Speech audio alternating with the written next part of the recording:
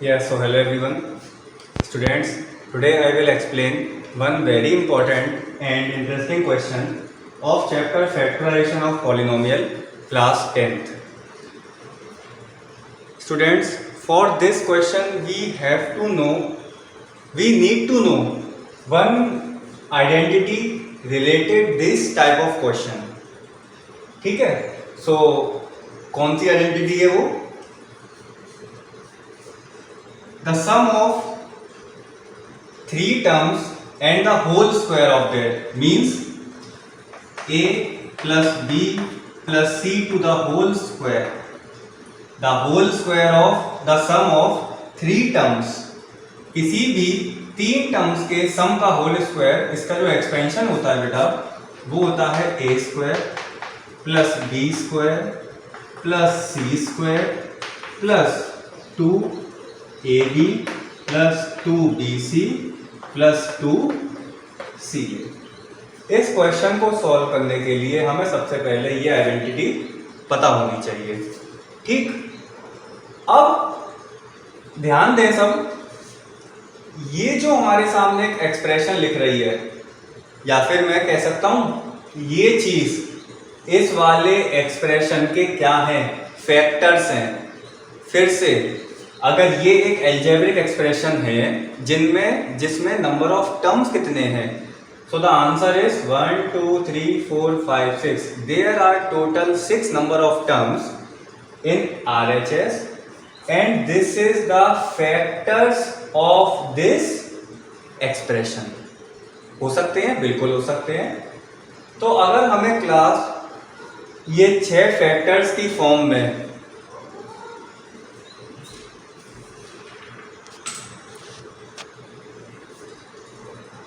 Class अगर हमें कोई भी एक्सप्रेशन दे रखी है जिसमें नंबर ऑफ टर्म्स कितने हैं, ध्यान से समझना, जिसमें नंबर ऑफ टर्म्स हैं 1 2 3 4 5 6, तो डेफिनेटली उसमें यही वाला आइडेंटिटी यूज होगा।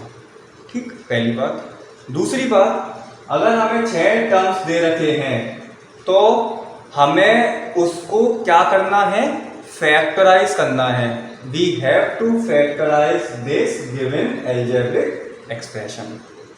दो बातें हो गई। अब कैसे करेंगे, बहुत ध्यान से समझेंगे इसको। देखो, जब मैंने बेटे इन तीनों को एक्सपेंड करा तो ये आया फर्स्ट टर्म का होल स्क्वायर, ठीक, सेकेंड टर्म का होल स्क्वायर और थर्ड टर्म का whole square, plus 2 into A into B plus 2 into B into C plus 2 into C into A. ठीक, तो हमारा सबसे पहला स्टेप रहेगा ये पता करना कि इसमें शुरू के जो 3 टर्म्स है ना, ये किस किस के परफेक्ट स्क्वायर है। फिर से, our first target is to find the perfect squares of the first 3 terms. ठीक, तो देखते हैं कैसे करेंगे, स्टेप बाय स्टेप समझेंगे। एक वेरी इंपॉर्टेंट और इंटरेस्टिंग क्वेश्चन है बेटा। देखो, हमारे सामने ये फर्स्ट टर्म लिखा हुआ है 16x²। तो वैसे तो मुझे मालूम है ये 4x का होल स्क्वायर है, लेकिन कोई एक ऐसा आसान तरीका है जो हम जिससे हम फाइंड कर पाए कि 4x कैसे आया। तो देखते हैं। देखो, मैं क्या करूँगा, मैं इन 3 टर्म्स के क्या निकालूंगा, स्क्वायर रूट निकालूंगा। क्लास 8th वाली बातें कैसे, I will find the square root of 16x²। कैसे लिखेंगे इसको, देखो 16 को हम ऐसे लिख सकते हैं 4 इंटू 4, ठीक, x² को लिख सकते हैं x into x. So class, अगर हमें स्क्वायर रूट फाइंड करना होता है तो हम यहाँ पे पेयरिंग करते हैं, 2 नंबर का एक पेयर बनाते हैं। ठीक, तो 4 का पेयर बन रहा है और x का पेयर बन रहा है। ये हमने क्लास 8th में अच्छे से सीखा है, यहाँ भी सीख रहे हैं। तो ये हमें एक 4 का पेयर बना लिया और एक x का पेयर बना लिया। तो जब मैं स्क्वायर रूट रिमूव करूँगा तो ये एक पेयर वाला एक नंबर ये आ जाएगा और एक ये वाला आ जाएगा। ठीक, ये हो गया मेरे पे 4x। इस तरीके से मैंने 16x² का ये पता करा कि 16x² किस टर्म का होल स्क्वायर है, किस टर्म का परफेक्ट स्क्वायर है। ठीक, तो यहाँ से मुझे पता चला 16x² जो है वो 4x का क्या है, परफेक्ट स्क्वायर। तो 16x² को मैं क्या लिख सकता हूँ, 4x का होल स्क्वायर। एक बात समझ में आई बेटा? इसी तरीके से हम ये पता कर सकते हैं, ये भी पता कर सकते हैं। ये प्रोसेस मैंने क्यों बताया, क्योंकि बेटे यहाँ पे कुछ ऐसे टर्म्स आ सकते हैं जिनकी वैल्यू रूट में आएगी, तो हम उसके लिए क्या हो रहे हैं, अभी से प्रिपेयर हो रहे हैं। ठीक है, 4y² किसका परफेक्ट स्क्वायर है, तो आंसर है 2y का। तो 4y² को मैं लिख सकता हूँ 2y का होल स्क्वायर। 9y² किसका है, 9z² 3z का होल स्क्वायर। ये तीन बातें क्लियर हुई। स्टेप 1 में क्या हुआ, स्टेप 1 में मैंने तीनों टर्म्स के क्या निकाल दिए, स्क्वायर रूट निकाल दिए। ठीक, तो 16x² 4x का होल स्क्वायर है, 4y² ये स्क्वायर है हमारा, 4y² 2y का होल स्क्वायर है, और 9z² जो है वो 3z का होल स्क्वायर है। ठीक है, इतनी बात क्लियर होती है। अब देखते हैं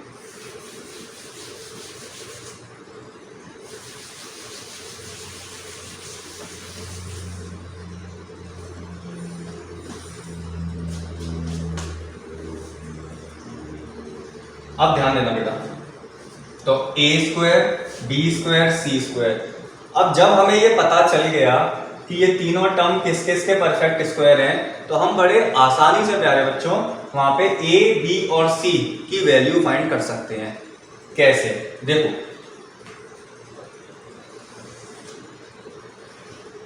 इधर से बता सकते हो a की वैल्यू क्या हो सकती है, एग्जैक्टली a की वैल्यू होगी मेरी 4x, b की वैल्यू 2y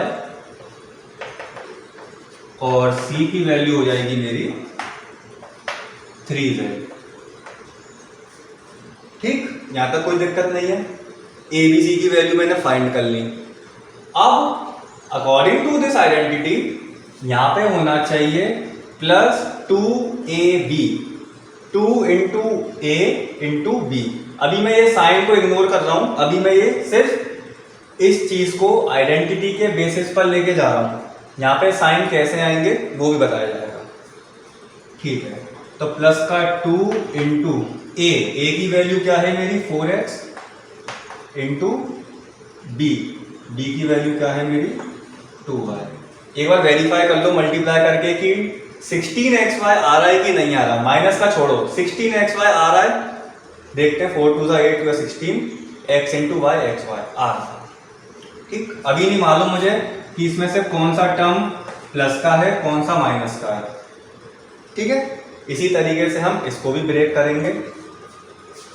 प्लस का 2bc, तो 2 इंटू बी की वैल्यू क्या है 2y और c की वैल्यू है 3z, प्लस का 2ca, c की वैल्यू क्या है मेरी 3z और a की वैल्यू है मेरी 4x। ठीक है, इतनी बात क्लियर है सबको? इतनी बात सबको क्लियर है। इसको मैंने क्या करा, बस 2ab की फॉर्म में ब्रेक कर दिया। एक बार फिर से समझ लेते हैं बेटे। सबसे पहले मैंने इसका परफेक्ट स्क्वायर निकाल दिया, चेक कर लिया कि ये तीनों टर्म्स किस किस टर्म के होल स्क्वायर हैं। ठीक, वहां से मैंने according to this identity a की वैल्यू निकाली, b की वैल्यू निकाली, c की वैल्यू निकाल दी। ओके, फिर उसके बाद इन सबको मैंने 2ab की फॉर्म में ब्रेक कर दिया, 2ab 2bc 2ca, तो 2 इंटू a इंटू b। तो वेरीफाई करा कि हाँ मल्टीप्लाई करके सही आ रहा है, आ रहा है। ये मैंने स्टेप यहाँ तक कंटिन्यू करें, यहाँ तक कोई दिक्कत नहीं आनी चाहिए किसी को।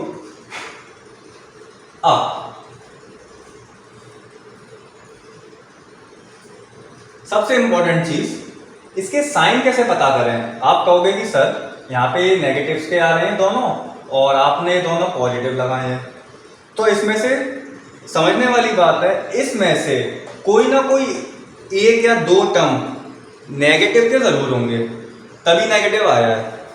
अब वो अप्रोच क्या है पकड़ने की कि कौन सा टर्म नेगेटिव होगा। देखो ध्यान से समझेंगे। अगर मैं ये 4x वाला टर्म नेगेटिव कर देता हूं, कौन सा 4x वाला टर्म, मतलब अगर मैं a की वैल्यू नेगेटिव कर दूं, तो अगर मैं 4x को यहाँ नेगेटिव कर रहा हूं तो मैं 4x को यहाँ भी नेगेटिव करूंगा और x का स्क्वायर करेंगे तो प्लस का 16x² ही आएगा, क्योंकि माइनस इंटू माइनस प्लस हो जाता है। ओके, तो ये वाला फिर जब मल्टीप्लाई करोगे तो ये माइनस का 16xy आ जाएगा। एक चीज़ सेटिस्फाई हो गई। अब अगर मैंने x का यहाँ पे नेगेटिव करा है तो x का बेटा मेरे यहाँ भी नेगेटिव होना चाहिए। एक जैसा ही तो टर्म है, एक ही तो टर्म है, यहाँ भी नेगेटिव अगर करूँगा तो ये वाली जो मेरी टर्म है ये भी नेगेटिव में निकल जाएगी। 2 इंटू 3 इंटू माइनस का 4 तो माइनस का 24, लेकिन यहाँ किसका है प्लस का 24। तो आप मुझसे छूटते ही कहोगे कि सर 4x माइनस का नहीं होगा, यही तो आपके दिमाग में बात आई थी। तो ठीक है भाई, नहीं होगा, 4x माइनस का नहीं होगा। फिर आप कहोगे कि सर चलो 2y पे चलते हैं। पहले मैंने फर्स्ट टर्म से ट्राई करा और एक्सपेरिमेंट फेल, अब 2y पे आ जाओ। 2y को लेके देखते हैं माइनस का, तो यहाँ भी माइनस, यहाँ भी माइनस और यहाँ भी माइनस। चेक करो कि हम सही चल रहे हैं कि नहीं। देखो माइनस का 2y का होल स्क्वायर प्लस का y², कोई दिक्कत नहीं है। 2 इंटू 4 इंटू माइनस का 2 माइनस का 16, चलो एक चीज़ सही है। ओके, यहाँ तो कोई दिक्कत नहीं है। 2 इंटू माइनस का 2 इंटू प्लस का 3 माइनस का 12, बिल्कुल सही है, बिल्कुल परफेक्ट है। इसका मतलब सेकंड टर्म ही हमारा कौन सा है, सेकंड टर्म ही हमारा नेगेटिव का है, क्योंकि वो सारी कंडीशन सेटिस्फाई कर रहा है। पहले मैंने क्या करा, पहले मैंने फर्स्ट टर्म को नेगेटिव रख के देखा तो यहाँ पे ये वैल्यू बिगड़ गई, ये प्लस का था माइनस का हो गया, लेकिन यहाँ पे प्लस का है। तो आपने कहा कि सर फर्स्ट टर्म नेगेटिव नहीं होगा। फिर बोले कि सर सेकंड टर्म को नेगेटिव रख के देखो। मैंने सेकंड टर्म को नेगेटिव रख के देखा, जब मैंने इसको नेगेटिव रखा तो ये तो ऑटोमेटिकली प्लस का हो जाएगा स्क्वायर होके। जब मैंने इसको नेगेटिव रखा तो ये नेगेटिव है, मल्टीप्लाई करके ये भी नेगेटिव हो गई। इसका मतलब मैं थोड़ा बहुत सही चल रहा हूँ। फिर मैंने सेकंड टर्म में भी 2y को नेगेटिव रखा तो मल्टीप्लाई करने पे ये भी वैल्यू नेगेटिव आएगी, जो कि इसको सेटिस्फाई कर रही है। इसका मतलब बिल्कुल सही है। ठीक, तो यहाँ से मुझे एक चीज़ पता चल गई, a की वैल्यू 4x है, b की वैल्यू माइनस का 2x है। लिख देते हैं ये, a की जो वैल्यू है वो प्लस का 4x है, b की वैल्यू माइनस का 2x है और c की वैल्यू है प्लस का 3x। तो ये कौन से तीन टर्म के सम का होल स्क्वायर बन गया। अब मैं इसको फैक्टराइज करने वाला हूं, a प्लस b प्लस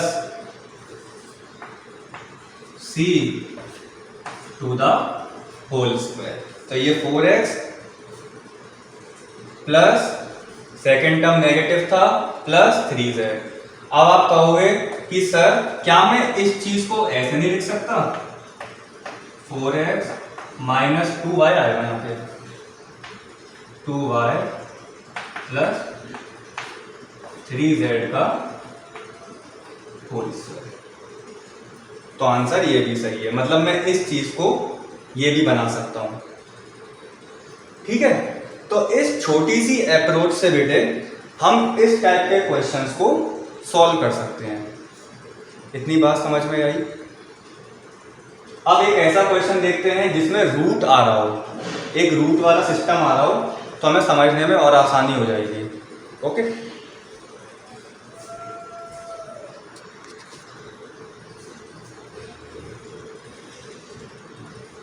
ठीक है बेटे, तो अभी ये क्वेश्चन आया मेरे पास and I have to factorise it. देखो सबसे पहले आइडेंटिफाई करो नंबर ऑफ टर्म्स कितने हैं। 1 2 3 4 5 6 टोटल नंबर ऑफ टर्म्स है 6। तो इसका मतलब यहाँ पे a प्लस बी प्लस सी का होल स्क्वायर लगेगा। अब सबसे इंपॉर्टेंट चीज a b और c की वैल्यू आइडेंटिफाई करना। ठीक, तो सबसे पहला स्टेप, अब जैसे ये 2x स्क्वायर है, इसको चेक करना कि ये किस नंबर का होल स्क्वायर है। तो मैं इसके वो स्क्वायर रूट निकालूंगा सेम प्रोसेस से। तो निकालते हैं, कैसे निकालेंगे? 2x स्क्वायर, ठीक, 2 इंटू एक्स इंटू एक्स, सही बात है। x का पेयर बन रहा है। अब आप कहोगे सर 2 का तो पेयर बन ही नहीं रहा है, तो इसको अंडर रूट साइन में रहने दो, x को बाहर ले आओ, x रूट 2, या फिर मैं इसको ऐसे लिख सकता हूँ रूट 2x। तो इसका मतलब आप कहोगे कि सर 2x स्क्वायर जो है ना वो रूट 2x का परफेक्ट स्क्वायर है। ऑब्वियसली मैंने स्क्वायर रूट वाले मेथड से निकाल के देखा है। एक बार फिर से, कैसे? 2x स्क्वायर का मैंने स्क्वायर रूट निकालना है, तो x को एक्सपेंड कर दिया। स्क्वायर रूट निकालने के लिए हम पेयर यूज करते हैं, पेयर बना लिया 2 का, तो x बाहर आ गया, 2 का तो पेयर बन ही नहीं रहा है, 2 को इसी में रहने दिया। इस चीज को मैंने ऐसे भी लिख सकता हूँ। ध्यान रहे x जो है ना ये अंडर रूट साइन के बाहर है बिल्कुल। तो मैं इसको कैसे लिख सकता हूँ? मैं इसको अंडर रूट 2x का होल स्क्वायर भी लिख सकता हूँ। हाँ, लिख सकते हैं। अब आप कहोगे सर वाई स्क्वायर तो y का परफेक्ट स्क्वायर है। अब आप कहोगे अरे 8z स्क्वायर किसका है? 8 तो किसी का स्क्वायर रूट है नहीं है, 8 क्यूब रूट है 2 का। तो अब उस कंडीशन में क्या करें? देखो,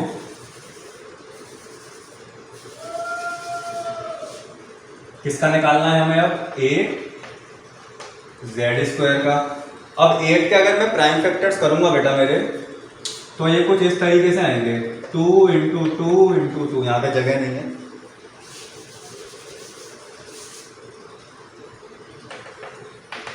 ये आएंगे 2 into 2 into 2 into Z into Z. तो पेयरिंग करो 2 वाली। एक स्क्वायर रूट निकालने के लिए 2 बाई पेयर बनाना पड़ता है, 2 नंबरों का पेयर, और क्यूब रूट के लिए 3 नंबरों का पेयर।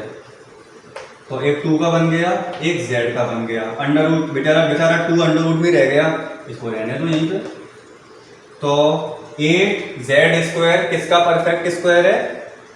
अंडर रूट 2, इसको मैं ऐसे भी लिख सकता हूं, अंडर रूट 2 z का। आगे वैल्यू अंडर रूट में। तो इस तरीके से हम पता कर सकते हैं कि कौन सा नंबर किसका परफेक्ट स्क्वायर है with the help of this square root method. 2 under root 2 z का होल स्क्वायर। अब क्लास एक बात बताओ, क्या मुझे a, b और c की वैल्यू मिल गई है? हाँ, मिल गई है। देखो कैसे, ये प्रोसेस क्लियर हो गया होगा सबको।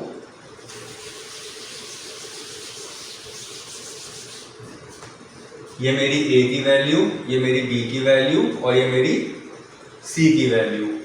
तो इसको लिख लेंगे यहीं पे कहीं पे। a की वैल्यू क्या है मेरी? अंडर रूट 2x, b की वैल्यू है मेरी y, और c की वैल्यू है 2 रूट 2 z। इतनी बात हमें समझ में आती है। ओके, अभी माइनस साइन मुझे पता नहीं है कौन सा टर्म नेगेटिव होगा, अभी देखेंगे। पहले इसको 2ab, सबको 2ab 2bc 2ca की फॉर्म में तोड़ो। प्लस का 2 into a into b, okay, plus का 2 ab bc b into c, ये लगा दिया। चलो 2ca, c की वैल्यू क्या है भाई? 2 रूट 2 z। a की वैल्यू क्या है मेरी? Root 2 x। ओके, इतनी बात क्लियर। अब मुझे ये आइडेंटिफाई करना है विच टर्म इज नेगेटिव। तो वन बाय वन लेके चलते हैं। पहले मैंने देखा, पहले वाले को लेके चलो नेगेटिव, चलो एक्सपेरिमेंट करते हैं। मैंने पहला टर्म नेगेटिव लिया, मतलब ए की वैल्यू नेगेटिव ली मैंने। तो अगर ए की वैल्यू यहाँ नेगेटिव है तो ए की वैल्यू यहाँ भी नेगेटिव होगी और ए की वैल्यू यहाँ भी नेगेटिव होगी। तो चेक करो क्या सेटिस्फाई हो रही है। ये नेगेटिव का होल स्क्वायर पॉजिटिव बन जाएगा, कोई टेंशन नहीं है। ये नेगेटिव 2 इंटू √2 माइनस का 2√2, ये नेगेटिव हो जाएगी। एक आंसर आ रहा है, सही है। चलो यहाँ तो कोई सीन है ही नहीं है, ये प्लस का चल रहा है। ओके, इसको इसमें छेड़खानी नहीं करेंगे, इसको रहने दो ऐसे ही। अब ये 2 इंटू √2 इंटू माइनस का √2, तो ये नेगेटिव बन जाएगा क्योंकि सारे टर्म्स पॉजिटिव है, ये अकेला नेगेटिव है। मल्टीप्लाई करोगे तो ये नेगेटिव बन जाएगा। इसका मतलब ए की ही वैल्यू मेरी कैसी है प्यारे बच्चों? नेगेटिव। बिल्कुल सही एक्सपेरिमेंट है, ए की बार में पास हो गए। चल, तो अब मुझे फाइनल ए की वैल्यू पता चली, क्या है? माइनस का √2x। बी की वैल्यू क्या है मेरी? y। सी की वैल्यू क्या है मेरी? 2√2z। तो a प्लस बी प्लस सी का होल स्क्वायर क्या बनेगा? माइनस का √2x plus y plus 2√2z का होल स्क्वायर।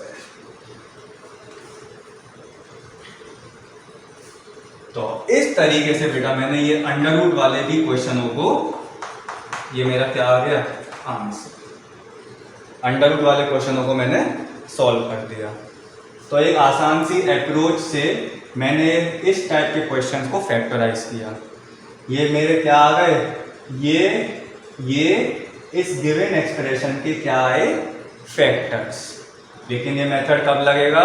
जब इसमें टोटल नंबर ऑफ टर्म्स होंगे कितने? 6। तो I hope you all have enjoyed this lecture, और आपके जो कॉन्सेप्ट, जो डाउट थे, वो सब क्लियर हो जाएंगे जब आप इसकी प्रैक्टिस करोगे। और okay, so hope you are well and good. So have a good day everyone.